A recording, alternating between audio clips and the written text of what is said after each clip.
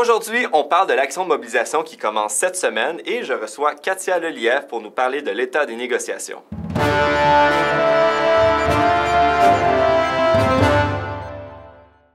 Cette semaine est une semaine assez spéciale pour ceux qui ne s'en souvenaient pas. C'est la semaine de la Saint-Valentin. Donc, nous, on vous propose une activité, une action qui se veut reconnaissante, amicale et séductrice envers le client. Donc, vous allez recevoir de votre délégué régional, dans la semaine qui va suivre, ces merveilleuses petites cartes de souhait sur lesquelles on peut lire « Merci de nous laisser prendre part à vos grands événements » et à l'intérieur, les employés de la SAQ et les clients, une histoire d'amour qui dure depuis plus de 50 ans. Donc ça, c'est des cartes qui vont être mises à votre disponibilité dans les succursales et lorsque vous allez terminer un service conseil, vous pouvez remettre ça tel quel aux clients dans le but justement de leur montrer qu'on aime ça les servir. Bon, à l'intérieur, il y a un espace blanc qui est libre pour vous pour écrire des petits messages. Donc c'est sûr que nous, on vous invite bien évidemment à personnaliser ces cartes-là et vous connaissez vos clients plus que nous, on les connaît. Donc, vous pouvez leur écrire des mots. Puis, si jamais vous n'êtes pas inspiré, on vous a préparé quelques petits exemples desquels vous pouvez vous inspirer. Donc, on va commencer avec celui-ci. Donc, vous pouvez écrire « Toujours bien heureux de vous voir passer à notre succursale. Ah, » Ça passe bien. Ça peut s'appliquer pas mal à tout le monde. Sinon, vous pouvez y aller un peu plus personnel, puis écrire quelque chose du genre « J'espère que vous allez aimer le vin qu'on vient de vous proposer. Vous m'en donnerez des nouvelles. Hein? Le boss il aimerait ça. Hein? C'est comme compléter le 4 ans plus. Hein? C'est comme 2 en 1. On satisfait non seulement le syndicat et l'employeur en même temps. C'est pas génial, ça. Et aussi, si jamais vous avez des clients qui vous demandent pourquoi est-ce qu'on fait ça, vous pouvez leur répondre des réponses comme celle-ci. Donc, vous leur dites qu'on est en train de négocier notre contrat de travail. Vous pouvez même leur mentionner qu'on fait ça depuis mars 2017. Hein, ça montre un peu l'ampleur de la chose. Et continuer avec et on espère avoir encore les moyens de vous servir adéquatement. Hein. Ou sinon, une autre façon de le dire, c'est nous sommes toujours heureux de vous servir et on espère de pouvoir le faire encore longtemps.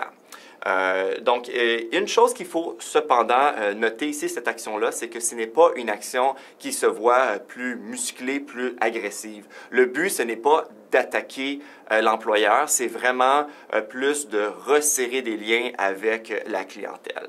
Mais pourquoi est-ce qu'on ne fait pas une action un peu plus musclée? Eh bien, j'ai Katia avec moi ici qui va nous parler, dans le fond, de l'état des négociations qui est directement en lien avec ce questionnement qu'on a. Donc, bonjour Katia. Salut, Simon. Dis-moi, comment ça va les négociations? Est-ce qu'il y a des dossiers qui ont été réglés jusqu'à présent?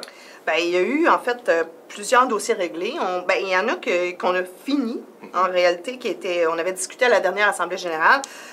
Donc, les articles 1, 5, 19, 20, qui est sur la procédure de grief, 22, l'arbitrage, le versement du salaire, les vêtements, la langue de travail et surtout, celui qui a été le plus difficile à négocier, je dirais, c'est l'article 21 sur les mesures disciplinaires. Pour ceux qui se rappellent, là, il y avait la convention, une lettre d'entente et puis il fallait renégocier tout ça de façon à trouver quelque chose qui pouvait satisfaire tout le monde. Ça va être présenté, ça, au prochain Conseil général la semaine prochaine. Fait que les délégués vont pouvoir prendre connaissance des discussions qu'il y a eu. Là, actuellement, avec l'employeur, on a décidé de retourner un petit peu en exploratoire. Donc, on est reparti de ce qui avait été travaillé cet été, où là, il y avait eu des avancées là, sur les gros enjeux de la Convention, c'est-à-dire tous les planchers, l'emploi horaire, l'article 8, l'article 10, la sécurité d'emploi, etc. Ça avait tout été abordé cet été. On a commencé la semaine dernière avec l'article 10, puisqu'il y a autour de l'article 10, donc le plancher d'emploi, plancher horaire, sécurité d'emploi, l'horaire des réguliers, les règles d'assignation. On a travaillé ça sous l'angle de l'unification des statuts, c'est-à-dire de ne plus avoir qu'un seul statut de régulier et évidemment sous l'angle de la conciliation travail-famille parce qu'on a mis ça dans notre cahier de négociation depuis le début. C'est une des priorités incontournables.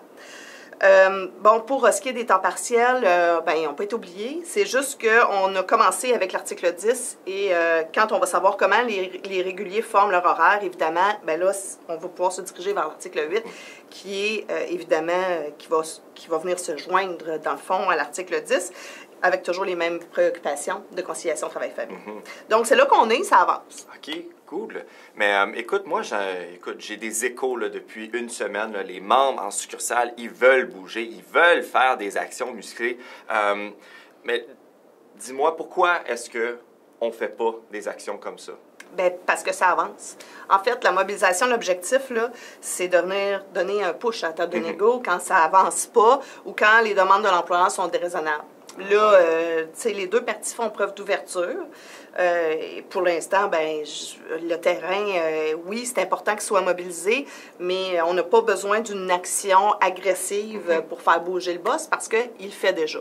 Fait que, mais inquiétez-vous pas, là, dès qu'on en a besoin, on sait que vous êtes prête, on sait que vous êtes là, et on va le demander. Super. Dis-moi, c'est quand les prochaines dates de négo? Bien, cette semaine, il y a juste une journée parce que la médiatrice n'avait pas la disponibilité. Donc, on a juste jeudi. La semaine prochaine, on est en conseil général, mais après ça, on recommence là, à 2 jours semaine, sauf pour la semaine de relâche, là, où les partis ont décidé de prendre relâche parce que plusieurs ont des enfants.